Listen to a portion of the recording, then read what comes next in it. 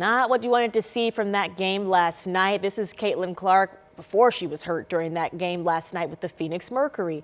The team later confirmed that it's a back injury, so she left the game and didn't come back in. But there were some more fireworks in last night's game that is getting a lot of talk this morning concerning fouls and what the coach had to say in a pretty fiery after-game speech. So we'll talk about that a little bit later this hour. In the meantime, let's get you caught up on what you are stepping out to this morning. Looking out over kind of in the Mass Ave area, the Riley Towers there in downtown Indianapolis.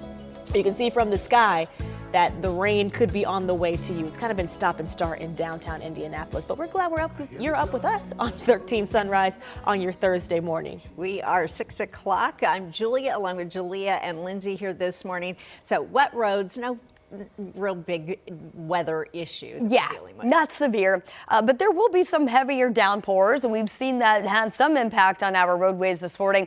We've also heard it coming through downtown, and a little bit of some lightning and thunder out in Putnam County. I want to start with a live look here. This is just to the east of downtown. This is actually near I-70 at the Rural and Keystone Avenue exit system there. Moving off to the traffic, you see the brake lights, they're actually traveling off to the east. So we're going to watch your roads for you this morning as we do have some of this scattered rainfall that is moving through. Now flip it over to radar and kind of show you what we've been monitoring, what's been moving across the Marion County area, Indy Metro, now impacting more so the southeastern tier of the metro from Greenwood down the I-74 corridor into northern portions of Shelby County, southern Hancock County. A few lightning strikes now being indicated in this storm cell that's now on top of Greencastle, tracking to the east across Putnam County. And one more step out shows us a more active, a little bit more potent line over in Illinois, getting ready to track across that Indiana border in western Indiana. We'll see if that holds together and its potential impacts on some of our counties. Out there right now, again, just some good old-fashioned rain showers, nothing that is severe. And we're going to have quite a bit of dry time once this morning round wraps up. We will be watching out for isolated storms firing up after the 3 o'clock hour, a little bit more scattered storm activities, a little more widespread through that evening commute home. We'll talk more about that timeline as well as widespread heavier rainfall for most of us. Looks like a bit of a washout here coming up on Friday. Your full forecast in just a bit. It is 6:02 and a couple of views on the traffic center here. Wanted to show you because of the rain, we've been watching out for your road conditions this morning. What pavement? As you can see here, this was that Keystone Avenue on and off ramp system along I-70 near downtown. Now I want to take you to the south side. This is 465 at Harding Street, where rain's basically wrapped up. However, has left behind pretty widespread wet pavement for us out there this morning. We'll continue to monitor some off and on rainfall that could have an impact on our travel, especially to the south side of town as of right now. No major issues from a delay or an accident standpoint, but we'll keep you posted. Guys.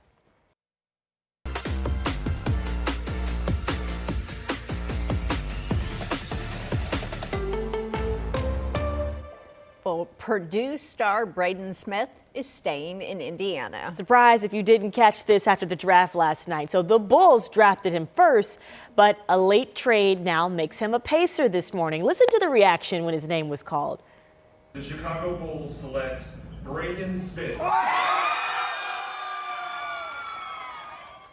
The Westfield native was with his family and friends there in Carmel last night when they heard the news that he was drafted 38th overall. Now, in exchange for Smith, the Bulls get guard Cam Jones, 2 future second-round pick swaps, and a cash consideration. Braden Smith made his mark on the Boilermakers, and in the record books at Purdue, he set the NCAA all-time assist record during his senior season. And Smith worked out for the Pacers just last week, along with former teammate Trey Kaufman-Renn. And we also have a shout out to his Purdue teammate this morning. He was picked 59th by the Minnesota Timberwolves. TKR is from Sellersburg. Purdue hasn't had 2 players selected in the same NBA draft for a while, since 2011. Also, congratulations this morning to Pike grad Ryan Conwell, who is also headed to the pros. He was drafted by the Oklahoma City Thunder and then eventually traded to the Miami Heat. And one more early morning edition. IU's Lamar Wilkinson signed with the Oklahoma City Thunder on a training camp deal after going undrafted last night. Okay. So we'll learn more. Still got options, Yeah, right? We've right. seen that happen, and congratulations to all of those players. Also, we'll learn about the Pacers draft moves when GM Chad Buchanan is speaking to the media later this afternoon. You'll hear what he has to say tonight on 13 News. Well, changes to Indiana's domestic violence laws could be on the horizon. An Indianapolis woman says her cousin did everything she was supposed to do to try and stay safe, but it still wasn't enough. So she's now pushing for a new law she believes could save others. Marina Silva is in the studio this morning with this proposal. It's called Jerry's Law. Tell us about it, Marina. Well, good morning. Yeah, Jerry's Law, named after an Indianapolis woman whose family says she was trying to protect herself from domestic violence before she was killed. Now, since Jerry Maine's death, her cousin Heather has turned her grief into action, pushing for changes she hopes could help save someone else's life. Now, that effort started with a petition in January. It now has more than 1,700 signatures and calls for protection orders to take effect immediately after a domestic violence victim files.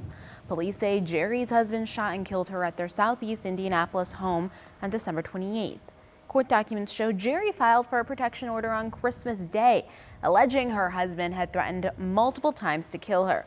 But because of the holiday court closures, Heather believes the order wasn't approved quickly enough, and that delay left Jerry vulnerable. I know she would want me and anyone doesn't want no one else to go through what she did.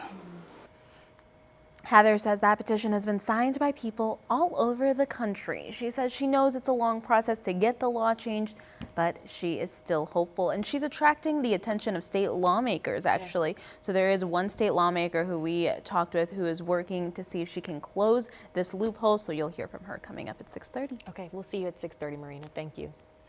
Well, a jury in the Kinsley Welcher murder trial now faces charges himself after the judge declared a mistrial.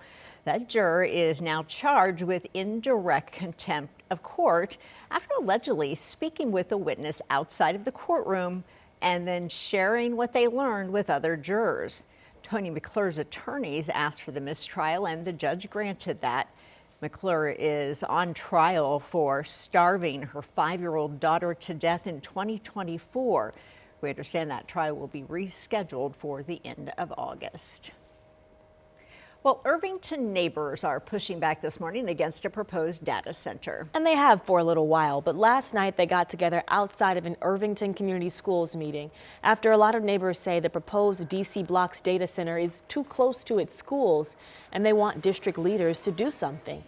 ICS says it's filed an appeal of the variance recommendation that was issued a little bit earlier this month. School leaders also say you can email board members with your thoughts and, of course, your feedback. They also say they'll respond to everyone. Now, DC Blocks is a plan to be built on this $420,000 development costing about $2.2 billion. And it will be built on the former Ford plant of Kitley Avenue and Fintail Drive. So that's Indianapolis, but Indiana Congressman Andre Carson is introducing 2 bills aimed at regulating the AI data center industry as a whole. One would put a moratorium in place nationwide until safeguards are in place. The other would require more transparency and input before these facilities are built.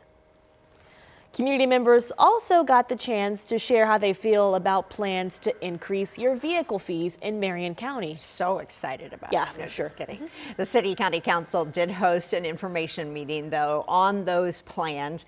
It's formally known as Proposal 192, but if it's approved, most people would pay an annual $100 vehicle excise surcharge, or surtax rather. Councilors who support this plan say it's needed to unlock money that they can actually get from the state to fix roads in Indiana. Yeah, so lawmakers, they're offering $50 million if the city can match that amount. Mayor Joe Hogsett has criticized that plan, saying that raising taxes isn't necessary to get that money. But there's a final vote currently set for July 6. Hey, Lindsay. All right, good morning to you. It is 6:09 and we've got some scattered showers and isolated storm out there this morning. All of it associated with a boundary that's going to stall out across the central tier of the state this afternoon. As our temperature warms up during the peak daytime heating, that will serve as a trigger for more scattered storm development, low and severe weather threat. Same deal tomorrow. However, more widespread rain could lead to more widespread flooding. We'll talk about that timeline in your full forecast.